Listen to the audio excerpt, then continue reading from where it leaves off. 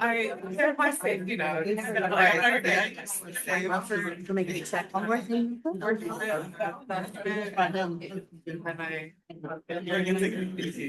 so my ring, laying in bed. Yes. Yes. And 1 second. What happened? What just happened?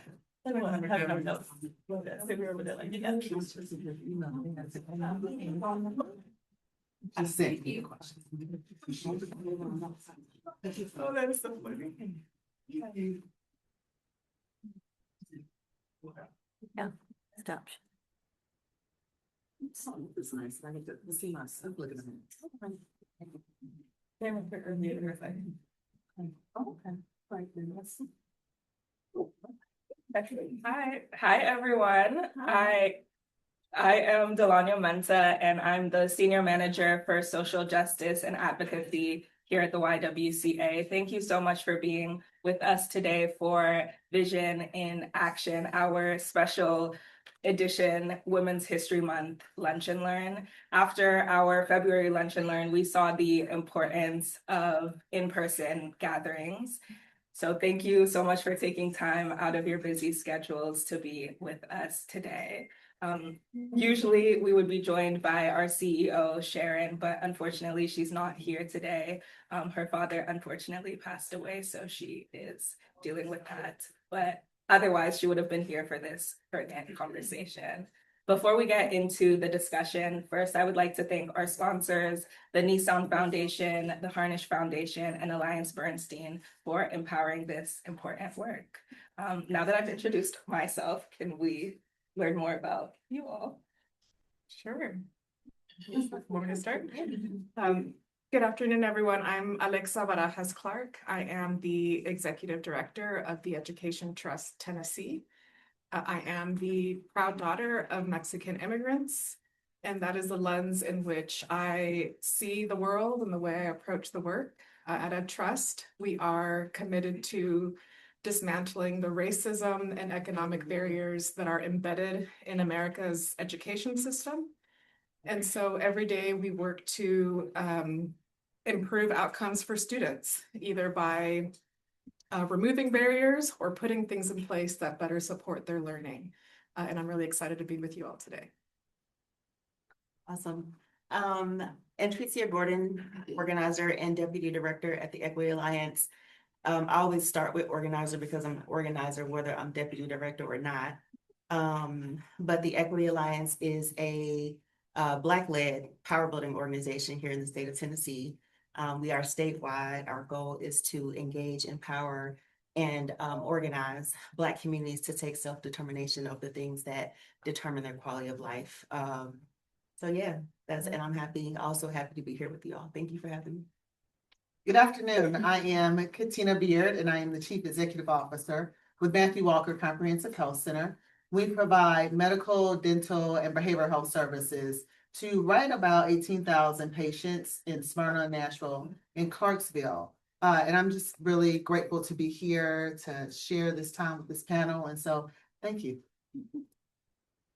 Before we get in, a couple announcements. On your tables, there are QR codes for the post-event survey. It's really important that you fill that out so that we can continue to have these conversations. Also, there is a QR code for our Racial Justice Challenge, which will be launching in a couple days. So please sign up for that. And last announcement, there is a sign-in sheet. If you haven't done that, please do so. I also wanted to give a little bit of context to this conversation. We live in a society that there's a lot happening and people feel that they don't know what role they play. I am really interested in the social ecosystem map, which includes different roles like weavers, guides, disruptors. Each of the panelists here today fall into one of those roles, and their organizations are contributing to the social change that we see here in Nashville and beyond. So before we get into the questions, just wanted to give that context. We'll start with you, Alexza. Research and data often shape how policies are formed and evaluated. How does your organization use research to influence systems, and why is that role essential within this broader landscape of social change? Thank you. Yes, so at EdTrust, as I mentioned, we want to better support students. And so one of the things that's foundational to our work is seeing data. We need to know how students are doing. We talk about that as better data for better decision making. And so what do I mean by better data? We don't just want to know generally how students are doing. We want to know how are schools and systems doing in serving students with disabilities and students from low-income backgrounds, in serving Latino students, English learners, Black students, right? We want to see data that's disaggregated so that we can take a closer look and understand what's happening so that we can address those things. We also, in doing that, also talk about data as being a flashlight, not a hammer. Oftentimes, people can also misuse data. And so when we are looking at data, we want to make sure that it is illuminating the policy decisions and choices that we make, not to punish students, schools, communities. We want to make sure that it's supporting a better decision making. And then just one other way that we're using data at a trust, we, and we'll unpack a lot of this throughout the panel today, are tracking a lot of education issues in the state. And part of our work is to drive urgency or attention to something. There's so much going on in everything, but in education, and which is what we track. And so one of the ways that we do that is do research and briefs and memos and reports that help create a conversation around an issue. And so we do that. We have, for example, right now, we have a bill that we have introduced this session that would change the way Tennessee defines an economically disadvantaged student. Because there was a change in 2016 in the definition, and then the count of students that were labeled or identified as economically disadvantaged went down significantly. Not because they suddenly won the lottery or because they got wealthy, it's because the definition changed. And so we needed to show data and research, kind of what happened in that period of time. And so then we provide information to advocates, to leaders and policymakers so that they can come along with our vision to better support students. Thank you for that. Thank you. Antrica, your work focuses on civic engagement and community participation. How does grassroots organizing strengthen the overall ecosystem of change? And how does that intersect with institutional and policy-based efforts? Okay, no pressure. I would say that grassroots organizing is the engine that powers the ecosystem. Like industrial and policy-based efforts are important, but without the grassroots organizing, the solutions tend to be disconnected from the people that they're meant to serve. And so, and we can see that playing out in our current Tennessee legislature. So there's a framework from, I think it's Activate Voice Labs that shows how all of these forces work together to create change. So things like philanthropy and research, like you were talking about, storytelling, leadership, and then grassroots organizing, of course. And so each of those things plays a role in the ecosystem. So the research is going to help us understand the problem, so we can then identify the solutions. The storytelling is going to help us to shift the narrative, and then the policy is going to help us like institutionalize the solution. So, but the grassroots organizing piece, I think, connects it all together. Like it completes the puzzle. And so once we bring the voices of the community in, we understand what their needs are. It helps to shift the whole framework. And so the research now becomes rooted and grounded in reality and like what the people need. And the storytelling can center lived experiences.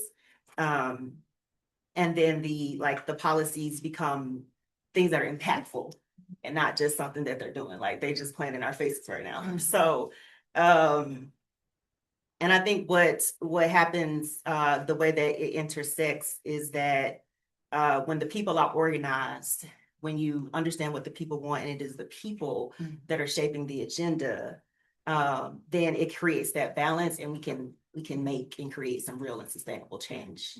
Yeah. Katina.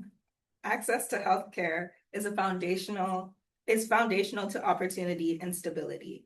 How does community-based healthcare contribute to broader social and economic progress? And what role does it play within the healthy ecosystem of change? Yeah. So I was sitting here listening to both of their presentations, and I was just thinking about how healthcare just interweaves in all of this. And so for us, we provide healthcare to the entire life cycle of the family. So children, women, adults, people with disabilities. We provide it at a place also where they can access the service. And so not just in location, but in cost. And so with our sliding fee program, make sure that individuals that don't have insurance can have access to healthcare. And when Alexza was talking about data, it rang to me, because you do have to understand your data, because they do shift definitions and they do move people around, and it makes you have a perception that something is happening. So for us, the example is that, we saw a bump in our private insurance category for 2025. But that's not true, because a significant number of those individuals under private insurance have high deductible plans. Do you all know what a high deductible? Some of y'all probably got a high deductible plan, which means really you don't really have insurance, right? You have a card, but it doesn't really help you on a day-to-day primary care basis. And so those people that are under that category of private insurance, right? It makes it look like, oh, we had this great private insurance, but we didn't. Those people were essentially uninsured. And so what they did was diluted our uninsured population. So now just on the face of my data, oh no, health centers are, doing well. And then when we look at responding to the community, I tell people that Matthew Walker has a good ground game. And so one of my staff people here, Evelyn Wilson, and she and many members of our staff are out in the community trying to listen to what it is that they need. And so when we look at our data, when we listen to our community, that's how we build programs like our hypertension program, our SALT program, Seasoned Adults Living Triumphantly, or how we build our programs around food and nutrition, because we're trying to be responsive, culturally responsive to the people who we are serving. And so I think we play a part in the ecosystem that covers all of the pieces that are making our community grow, or responding to those things that are challenges, or being a gatekeeper sometimes to those things that are trying to come into the community that are harmful. to our community. And so I feel like Matthew Walker and the safety net system, so not just Matthew Walker, but there are community health centers all across Tennessee. The Charitable Care Network are clinics that do care, just as they say, for charity, provide their services for free. And they are honed in on very particular groups of people. And so the healthcare system, particularly those that are interested in serving individuals that are uninsured, particularly individuals that are foreign born, particularly individuals that are in situations that are unhealthy, that will overly rely on other parts of the system. We are trying to play a part of a larger system to improve our health and improve the outcome and well-being of our community. Thank you. In each of your responses, you talked a bit about how your organizations do multiple things at once. You occupy multiple roles, but I'm curious about collaboration with other organizations. If each of you could speak on that, you can go in order, whoever. Okay, I'll start. That's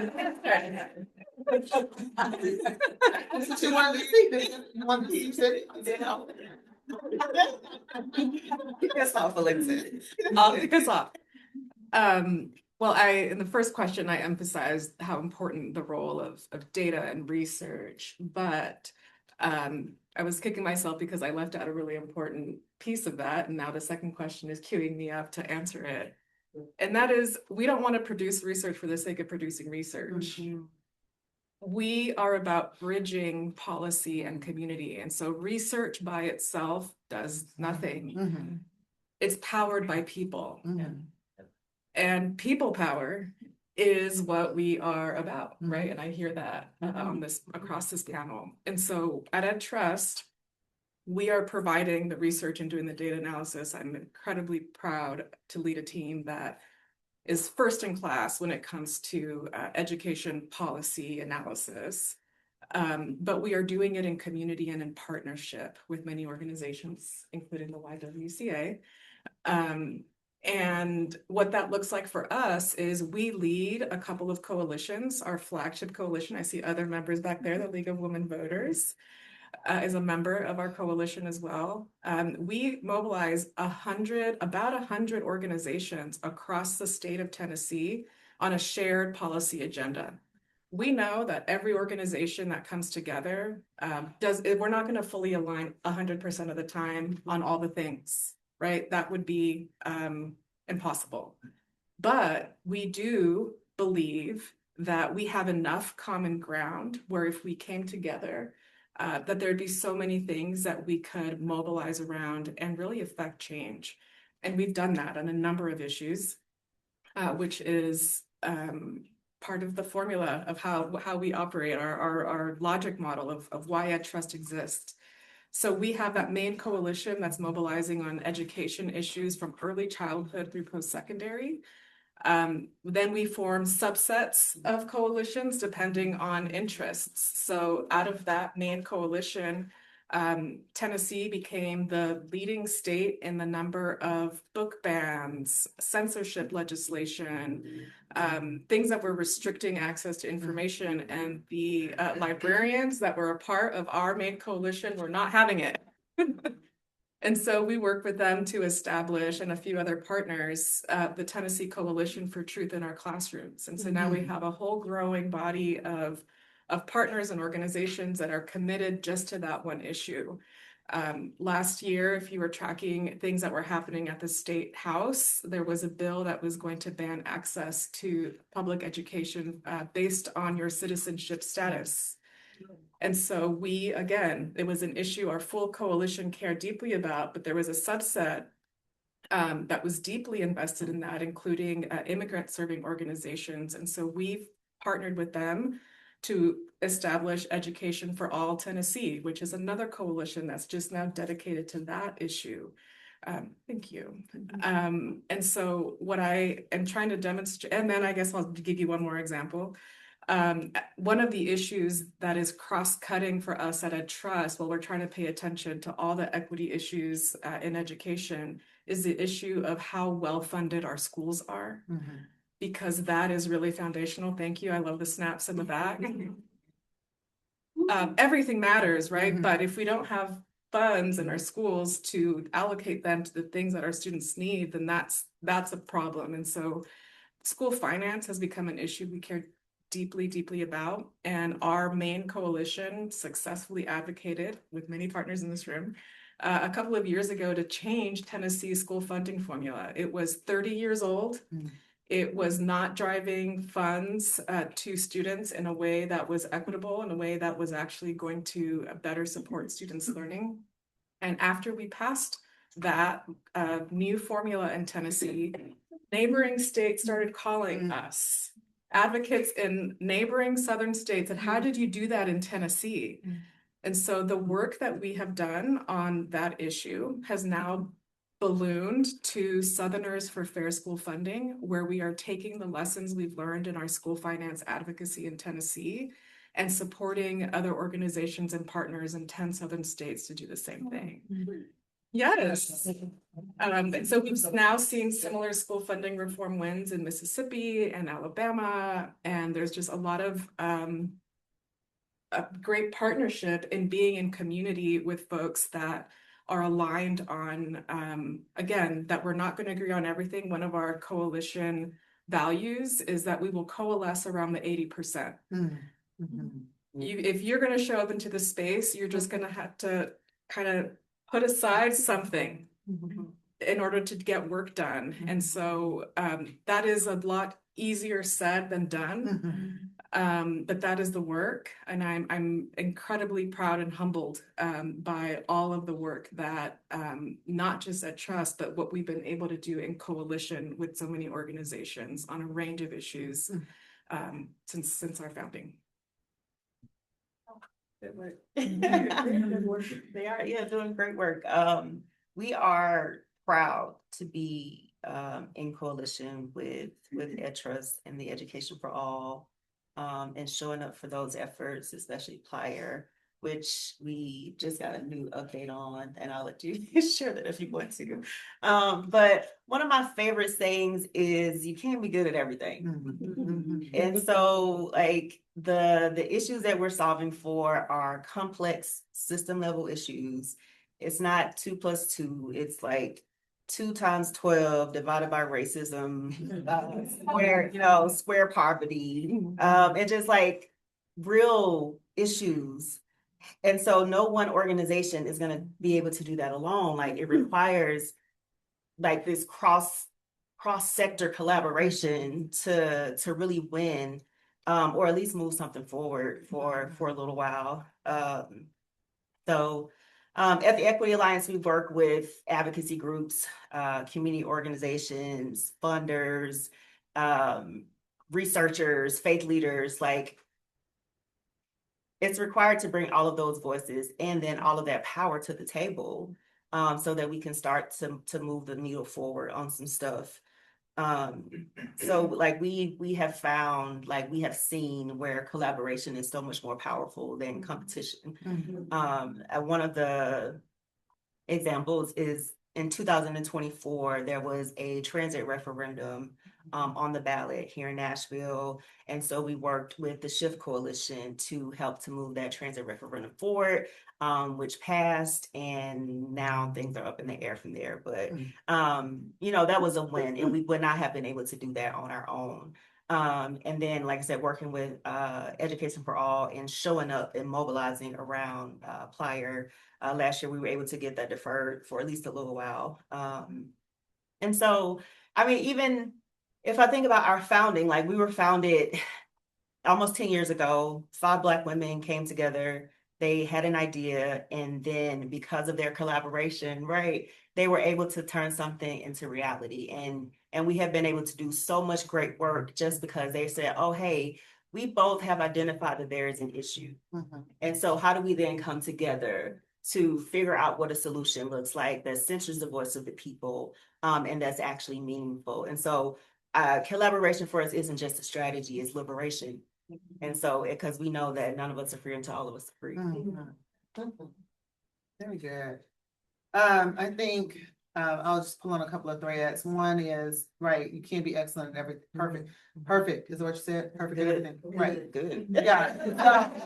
Right, not perfect. Yeah, right, so my tag is like, hey, we're striving for excellence, not perfection. You know, we're always working to be better than when we were, right? But because we can't do all the things, we can't, no organization, and I think that's one of the misnomers or stereotypes of a nonprofit is that we should be trying to do everything. You know, we see somebody, you know, that doesn't have, you know, a coat. Now we have to get coats for everybody, you know, instead of just calling the people to do coats, you know. You know, some of the things you have to do, right? In healthcare, you know, we have to think about the people who don't have food. Yes. Because you can't tell them to be healthy and then just send them back to what they came from, which is no food or unhealthy food, right? You can't look at a mom and say, hey, you need to make sure your baby is gaining proper weight and stop feeding the baby this, and this without giving her the right things, right? And so some of the things we have to do because that's just, it aligns with what the mission of the work is. And so some of our collaborations have been because we have decided that we aren't going to do everything, right? I'm not going to go try to find funding to all of these things, right? I'm going to call my partners in the community that do these things well and ask them, will you work with me or can we work with you, right? So I'm like, why? I'm not working with EdTrust. I feel like some kind of way up here, but we'll get We'll take care of that. because in healthcare, right, what we're fighting right now, right, is the bill that says that, you know, the citizenship will not allow them to have health care, right? That's the same thing you all dealt with in education, right? And so we got learnings, right? Why aren't we learning from the work that you all have already done in that space, right? It's all the same. It's all the same. And so, so some of the collaborative work that we've done, and you know, Evelyn and many in the organizations, we created Operation Pulse in collaboration with National Health, the National Food Project. I always think the T is Tennessee. The National Food Project, Senior Ride, and a couple of other partners that grew out of data that we had around hypertension in North Nashville, that North Nashville residents had a higher rate of uncontrolled hypertension than other communities. And so we came together to look at what is that, why is that, and what can we do to address that. So through that collaboration, we have identified 245 people that live in that area that had uncontrolled hypertension. Over 2 years, we've been able to shift some of those people from uncontrolled to better uncontrolled, or from uncontrolled to controlled, right? But that took everybody. And so what I tell people, what's sweet about this collaboration is that everybody's showing up doing what they do best. What we do is healthcare. What the National Food Project does is food. What Senior Ride does is transportation. So it took the pressure off of me trying to figure out how to get food to the people. I don't have to worry about that. That's CJ's job. You know, they don't have to worry about how the patient gonna get a blood pressure cuff. That's our job, right? And so collaboration in that space feels great. Like the next collaboration that I think I'll talk about is the one that we have with Nashville State in training medical assistants, right? If nonprofits are not concerned about moving people out of poverty, like we've missed something. We've missed the plot, the plan, everything. We cannot continue to let generations continue to grow and remain in poverty. If all that we did moved one family out of poverty, all the work we've done was worth it, right? And so we're working with Nashville State to train their medical assistants. They do the classroom work. We do the clinical training because that's what we do. We provide clinical services and we provide good clinical, we provide great quality clinical services, right? And so what better place to learn than in our clinics where they are able to have board certified, well-trained, seasoned providers and practitioners working alongside them to train them, serving the communities in which they came out of, growing in their own careers and their own ability to be properly and viably employed. Like those types of collaborations are where we are at this time, right?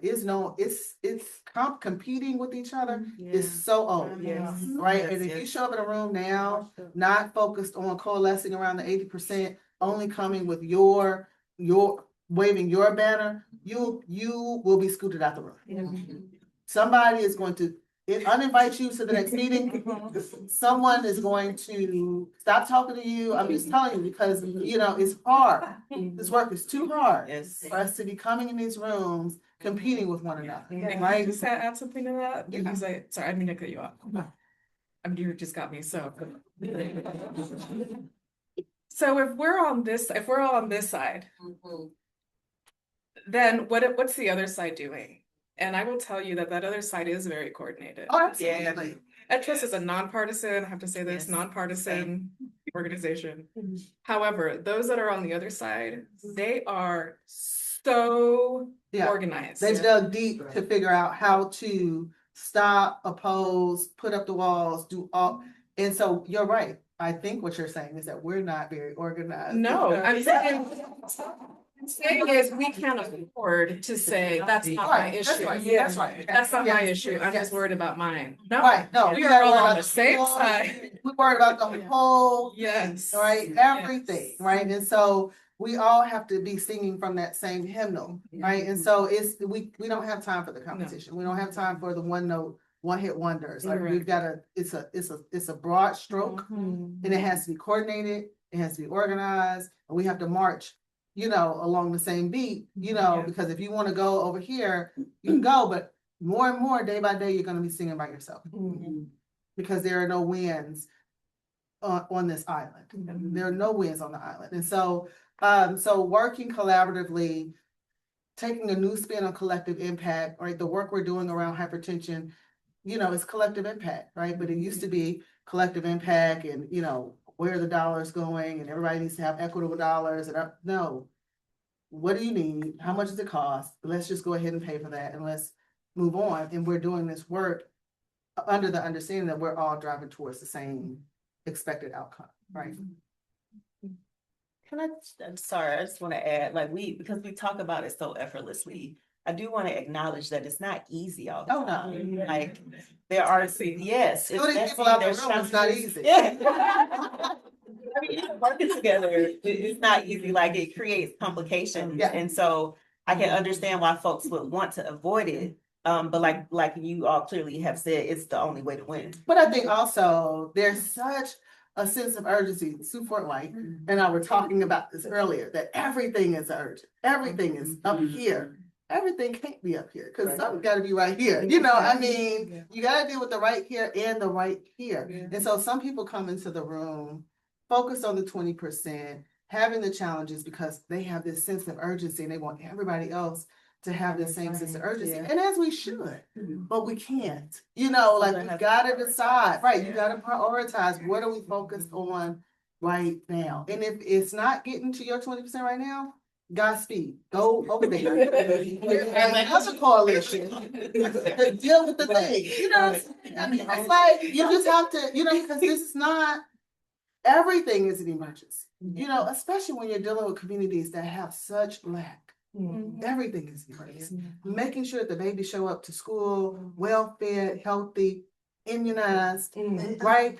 That they're not coming from homes that have domestic violence, where the mom is, or the dad, whoever, right, is in there fighting for their life. That kid is hearing all that, right? We're all, right, we want equal housing, lead-based housing nowadays. I'm just like, it floors me when I hear about it. Like, yes, this is not 1972. Like, who still has lead in their house? So we all, and so then we get it and we're testing for lead and we're like, what? Now we got to go back up through the system, right? Because what kid was in that house? Why is your housing like that? Why is it? And so it behooves us, right? Everything is urgent. Everything is urgent, but we can't stay at that pace, first of all, because it's not sustainable. You see how we got on our it's not sustainable. It's not sustainable, right? And so, so you have to work towards the 80%. You have to come to that agreement, and it's not easy. Yeah, it's not easy. Yeah. You all talked about high-level organizations working together. How can individuals, everyone in this room and those watching, how can they be plugged in to this type of collaboration, whether that is your organization or just in general, this ecosystem of social change? How would you recommend people do that? I would say awareness is the first step. I know even myself, right? I think I'd rather retreat and go under my and not see what's happening. But that's not good, right? So staying aware and informed is definitely the first step. And what we like to say at EdTrust is lead from your seat. You don't need to be in a certain role. You don't need to be a certain age. You don't need to be anything other than what you already are. A person that is learning about an issue that matters to them. At EdTrust, if you care about education issues, we have during session, we maintain a bill tracker where we're tracking every single education bill and kind of showing you the implications of those bills and which ones we think are good for kids, which ones we think might not be so great. So that's a tool available on our website at EdTrust-Tn.org. And then we host a number of webinars and trainings and convenings all about sharing information about what's happening in education in Tennessee. But again, you do not need any specialized skill to advocate. I'll share one quick story that just happened this legislative session. There was a teacher, an English learner teacher, who was concerned that the students that she was working with were not performing on the state assessment test in a manner that accurately captured their learning. It's like, it's not because they don't understand the concept, they just don't have enough time on the test. And so we worked with her, our friend Maylee worked with her with a legislator to propose a bill that would codify across the state of Tennessee that these students be given the same accommodations they get for other tests, but for the state assessment. This teacher came to testify in committee, and she got a unanimous vote in the first education committee. And that legislator couldn't believe it because has never had a vote passed unanimously. And he said, that wasn't my doing, that was the teacher's testimony. And so it's just, again, in this role, it's such a privilege and joy to witness the growth and development of myself. I never imagined myself in this role. But it's incredible once you understand that, oh, I can just go and request a meeting with the legislator and tell them how I feel and how this impacts me and my community, and that can actually convince people to do something different. It's really powerful. So what I would encourage you all to do, again, if you are interested in education equity issues, I of course recommend connecting to us and our resources. But just in general, on any issue that you're passionate about, go observe what's happening at the legislature if you can stomach it. And just lead from where you are. Be inspired to take action. Yeah. I think two things. I'm struggling to say do something because I know we're all overwhelmed. We all have so much going on and so much that is being asked of us already. But also we do need people to take action and start somewhere. So I would say figure out what feels good to you, where your skills and your interests and your passions align with the needs of our people or of your community, or of your church or of your social group or whatever it is. Come to one of our meetings, shameless plug. We have monthly community meetings. They're held every second Thursday across the state, Nashville, Clarksville, Memphis. They are intentionally laid back and family friendly. So you can bring the babies or you can leave them at home and get a break. But it's a great opportunity to hear what's happening in the community, understand what we do and how we do it and why we do it, exchange resources, and we always have food and snacks because we know that Black communities are communal, and one of the ways that we build connection and trust with people is through sharing food. So it's a very low pressure opportunity to meet our team as well. And again, like figure out where your sweet spot is, like what works best for your capacity. And then again, for doing something that feels good to you, that's always important, that you want it to feel good. Especially if you're spending your time doing it. So yeah, do something. Come April 9th, we'll be there. Come get some ideas. We can talk it through. Before you answer, Katina, can I share something? You brought up that people should figure out what feels good to them. So I wanted to share the different roles in the social ecosystem. Yeah, I love that. So there is weavers. Those are people who see through lines and connectivity between people, places, and organizations. There are experimenters who innovate, pioneer, and invent. They take risks and course correct as needed. There are frontline responders who address community crises by assembling and organizing resources, networks, and messages. There are visionaries who imagine, generate our boldest possibilities, hopes, dreams, and remind us of our direction. There are builders who develop, organize, and implement ideas, practices, and people to serve a collective vision. Caregivers who nurture and nourish the people around them by creating and sustaining community care, joy, and connection. Then there's disruptors who take uncomfortable and risky actions to shake up the status quo and raise awareness to build power. Healers who recognize and tend to the generational and current traumas that are caused by oppressive systems, institutions, policies, and practices. Storytellers who craft and share community stories, cultures, experiences, histories, and possibilities through art, music, media, and movement. And then there's finally guides who teach, counsel, advise, using their gifts of well-earned discernment and wisdom. That's so lovely. You send that out? Yes. It's called the Social Change Ecosystem Map, and the creator of it, her name is Deepa Iyer. I can send it in like a follow-up email. Yeah, that would be great, because as you were talking, I was trying to figure out who I was. But then I also, like, other people started to pop in my mind. I'm like, oh, that's who that is. Oh, that person is this person. And so that really is helpful. I do think it is helpful to know what drives you, right? Yeah. To know what, doesn't feel good, what uses your energy in a different way. Not in a bad way, but like she said, we're all busy. So I'm like her, I'm not gonna ask you to do anything that's gonna exhaust you even more than what the day brings. I think what I would say is I echo all of this. I think I would say to, take a beat, listen, right? Nobody is anybody's savior, nobody. And so I know you probably got 1,000 ideas for somebody, but please go and listen before you throw your list down on them and say, these are the things we ought to be doing. Because they've been there, done that probably. And don't get frustrated when they tell you been there, done that, because been there, done that.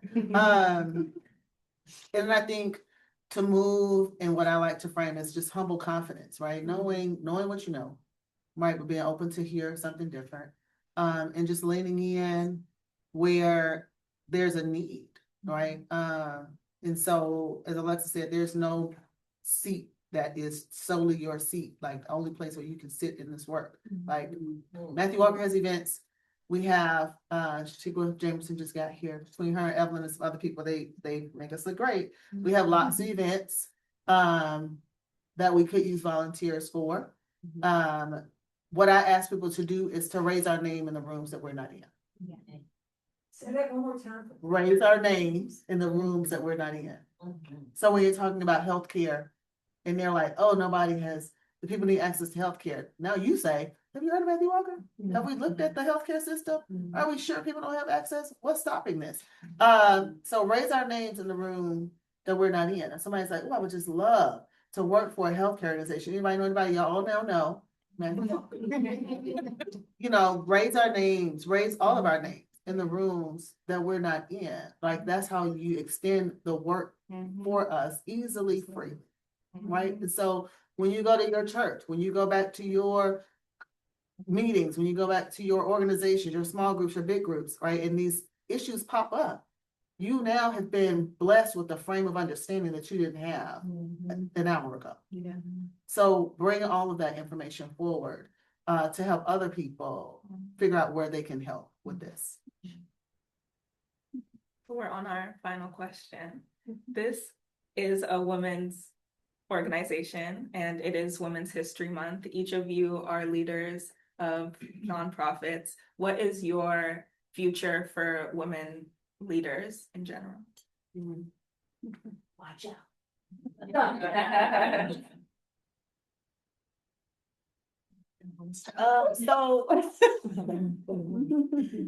First of all, shout out to our CEO, Tequila Johnson. It is her birthday. I don't think she would mind me sharing her age, but I'm not gonna share her age. I feel extremely grateful to work for an organization that is led by Black women. I have been in environments where I felt overlooked, where I was called the other Black girl name, where I felt like I was begging for a promotion and an opportunity. And so I think women, a lot of them probably take on that caregiver role that you were talking about, but they have long been the bridge builders and the organizers and the strategists. And I think we're starting to see women leaders bring those values of care and community and rest into the organizations that they're leading. And so that gives me hope because they don't just accept the status quo, like they're bold and they're willing to ask for what they want and what they need and what they desire. And they're willing to walk away if they don't get it. And I don't think that, a lot of us have that opportunity to lead that way. So yeah, I'm excited about the new wave, the new organizations that this new wave of women leaders are building that centers well-being and doesn't separate that from who they are, and who they have to be. Yeah. I made sure to pack a tissue in my pocket for this question. I'm going to try to say because when I saw the question, I can't help but think about my own mother.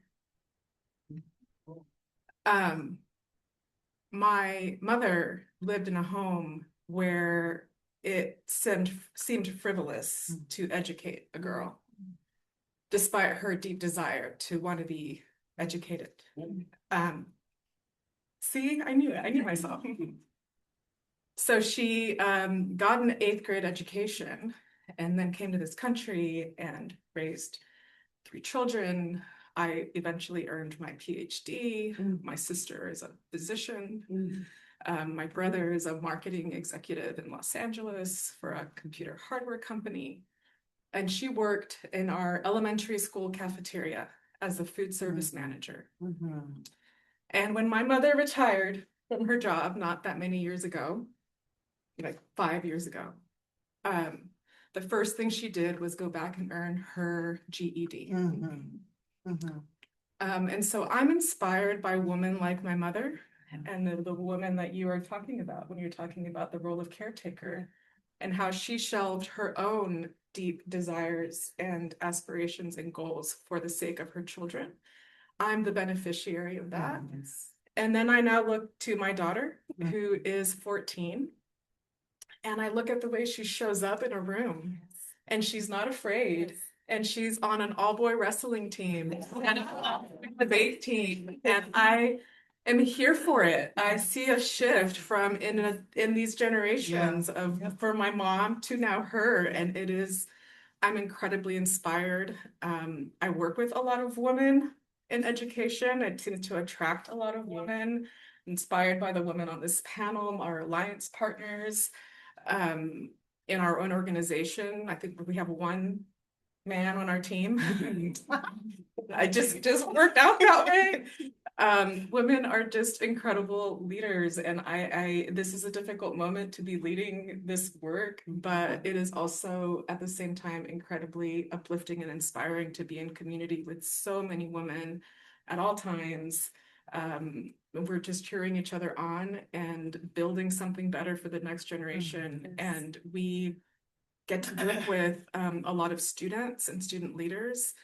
And I never leave any of those interactions thinking the world is on fire. It's always the opposite. They are always excited to keep the torch going. They ask such good questions. They're so curious, so passionate. If you're concerned about where the world is going, go talk to a young person. They're just so inspiring. Yeah. Okay, I did it with barely. Yeah. I think a couple of things, right? Get you some good girlfriends if you ain't got one. Yes, it's so important. Yes. You know, because you would think the world is on fire if you didn't get a chance to just sit back a moment every now and again and reflect. I do think that our responsibility now is to raise up the next generation of women. And to raise them up well. I will be clear to say that some of the shenanigans that we are letting go on, it's our fault. So we need to, it's not about shaming anybody. It's not about whatever the word is.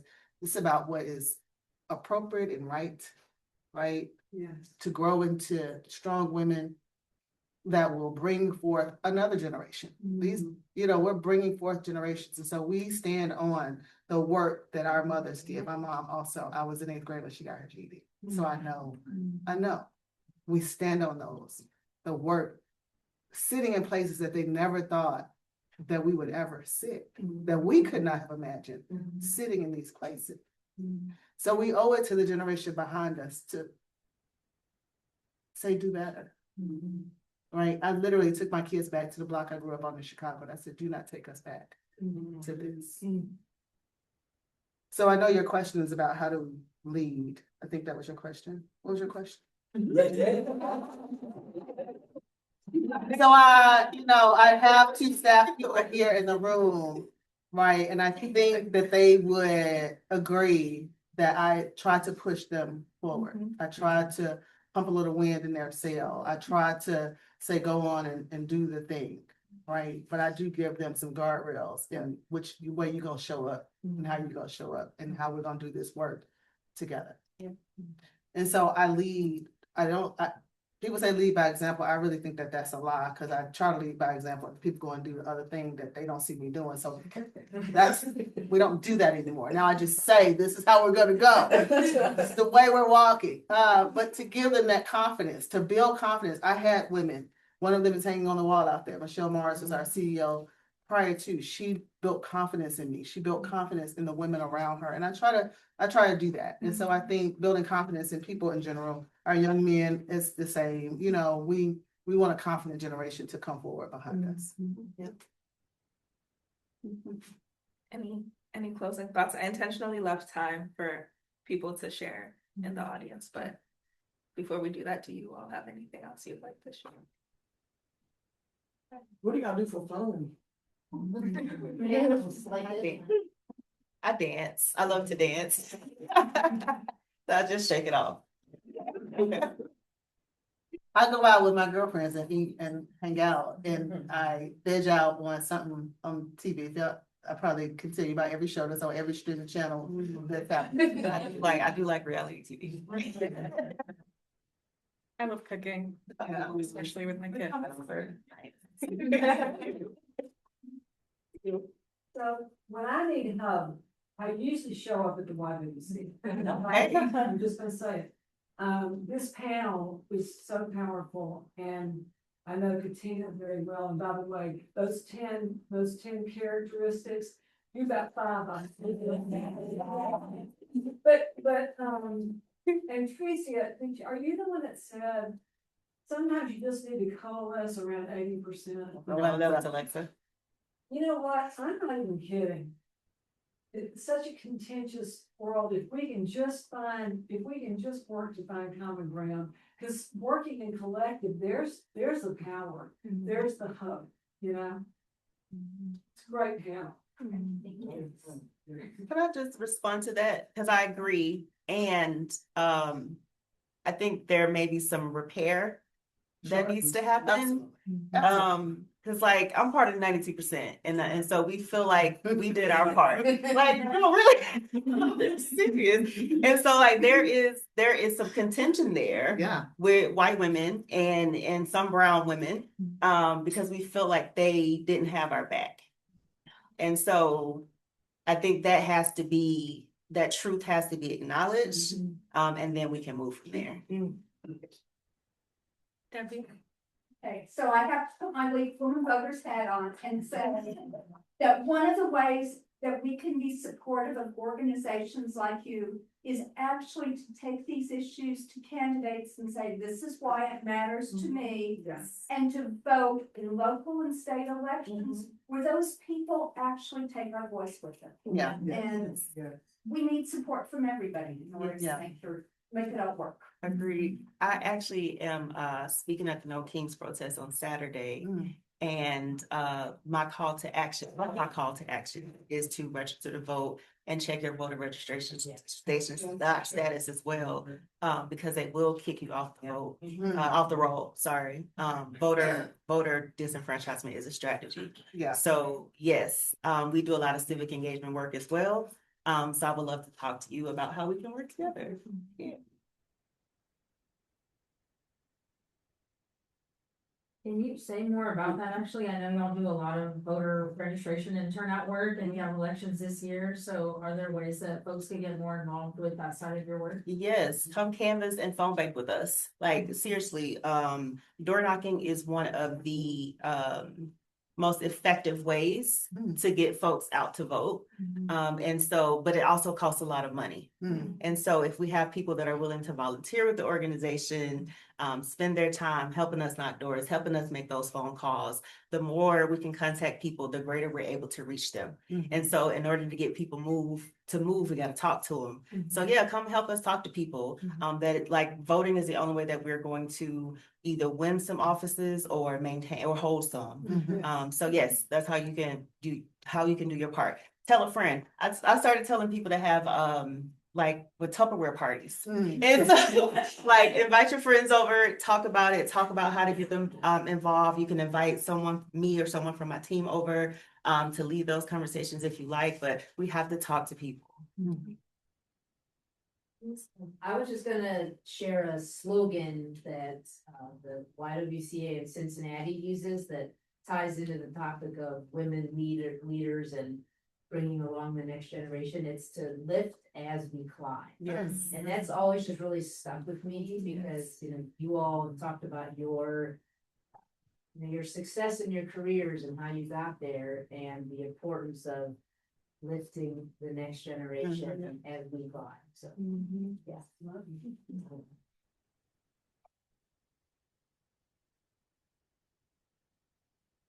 Anyone else?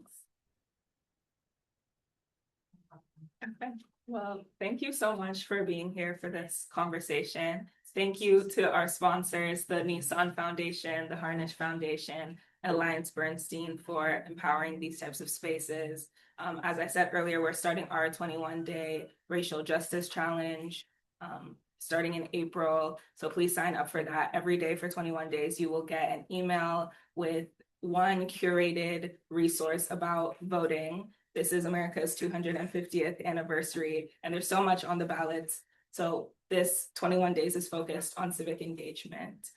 There are QR codes to scan to sign up for that if you haven't already. And yeah, thank you for being here. Thank you.